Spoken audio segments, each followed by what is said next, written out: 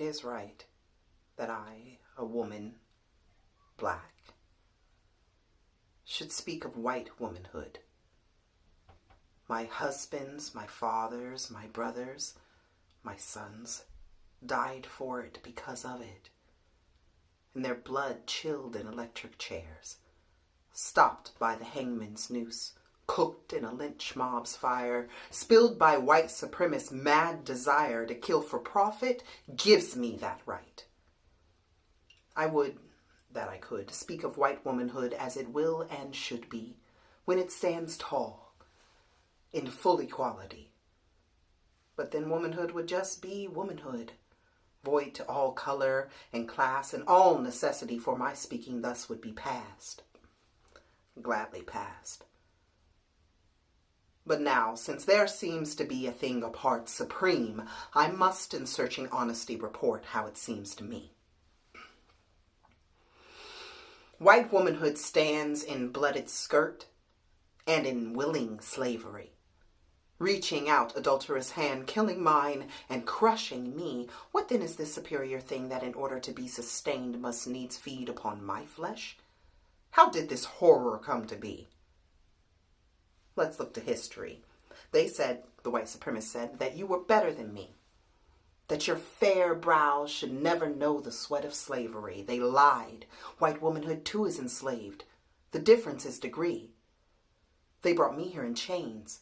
They brought you here willing slaves to man. You, shiploads of women, each filled with the hope that she might win with ruby lips and saucy curl and bright flashing eye, him to wife who had the largest tender.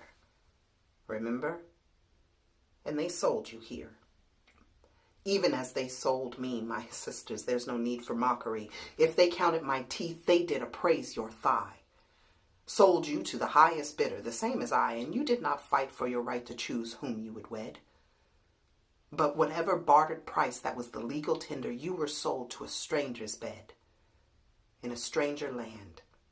Remember? And you did not fight. Mind you, I speak not mockingly, but I fought for freedom. I'm fighting now for our unity. We are women all, and what wrongs you murders me, eventually marking your grave so that we share a mutual death at the hand of tyranny. They trapped me with the chain, the gun. They trapped you with lying tongue, for lest you see that fault, that villainy that robbed you of your name, voice, and authority, that same murderous greed that wasted you and me. He, the white supremacist, fixed your mind to poisoned thoughts. White skin is supreme, and therefore wrought in you that monstrous change, exiling you to things. Abolished your spring, tore out your heart, set your good apart from all that you can say, think, feel, know to be right, and you did not fight, but set your mind fast on my slavery, the better to endure your own. 'Tis true, my pearls are beads of sweat wrung from weary bodies' pain. Instead of rings on my hands, I wore swollen, bursting veins. My ornaments was whiplash's scar, my diamond perhaps a tear. Instead of paint and powder on my face, I wore a solid mask of fear. To see my blood so spilled, and you, women, seeing, spoke no protest, but coddled down in your pink slavery, and thought that my wasted blood confirmed your superiority. Because your necklace was of gold, you did not notice that it throttled speech. Because diamond rings bedecked your hands, you did not regret their dictated idleness, nor could you see that the platinum bracelets which graced your wrists were chains binding you fast to economic slavery, and though you claimed your husband's name, still could not command his fidelity. You bore him sons. I bore him sons, no, not willingly. He purchased you. He raped me. I fought, but you fought neither for yourselves nor me. Sat trapped in your superiority, spoke no reproach, consoled your outrage with an added diamond brooch. Oh God, how great is a woman's fear that for a stone? A cold, cold stone would not defend love, honor, nor dignity. You bore the damning mockery of your marriage and heaped your hate on me, a woman too. A slave more so. And when your husband disowned his seed, that was my son, and sold him apart from me, you felt avenged? Understand, I was not your enemy in this. I was not the source of your distress. I was your friend. I fought, but you would not help me fight, thinking you helped only me. Your deceived eyes, seeing only my slavery, aided in your decay. Yes, they condemned me to death, and you to decay. Your heart whisked away, consumed in hate, used up in idleness, playing yet the lady's part, estranged to vanity. It is justice to you to say your fear equaled your tyranny. You were afraid to nurse your young, lest a fallen breast offend your master's eye and he should flee to firmer loveliness. So you passed them, your children, onto me, flesh that was of your flesh, blood that was of your blood, drinks the sustenance of life from me. And as I gave suckle, I knew I nursed my own child's enemy. I could have lied, told you your child was fed until it was dead of hunger. But I could not find the heart to kill orphaned innocence, for as it fed, it smiled, burped and gurgled in content, and as for color, knew no difference. Yes, for the first while I kept your sons and daughters alive. But as they grew strong, of blood and bone that was of my milk, you taught them to hate me. You gave them words like mammy and nigger. Put the decay in their hearts and on their lips, so that strength that was of myself turned and spat on me. Despoiled my daughters, killed my sons. You know I speak true. Though this is not true for all of you.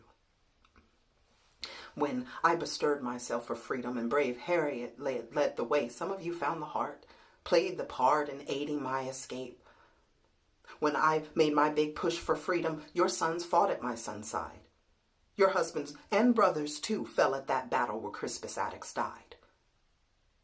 It is unfortunate you acted not in the way of justice, but to preserve the Union, and of course for dear pity's sake. Else, how came it with me as it is today?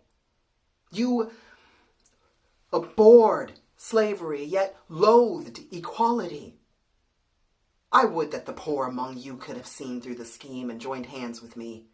Then we, being the majority, could have long ago rescued our wasted lives, but no. The rich becoming richer could be content, while the poor had only the pretense of superiority, sought out with murderous brutality to convince themselves that what was false was true. So with KKK and fiery cross and bloodied appetites, set out to prove that white is right, forgetting your poverty. Thus, the white supremacists used your skin to perpetuate slavery. And woe to me, woe to Willie McGee, woe to that boy Emmett Till, woe to the 7 men of Martinsville, and woe to you. It is no mistake that your naked bodies on the calendars announce the fatal dates. This is what they have planned for you. This is the depravity they would reduce you to, death for me, and worse than death for you. What will you do? Will you fight with me? White supremacy is your enemy and mine. So be careful when you speak with me. Remind me not of my slavery, I know it well, but rather tell me of your own. Remember, you have never known me. You have been busy seeing me as white supremacy would have me be, and I will be myself, free. My aim is for full equality. I would usurp their plan, justice, peace, and plenty for every man, woman, and child who walks the earth. This is my fight. If you will fight with me, then take my hand. And we will set about our plan and let our wholehearted fight be for peace in a world where there is equality.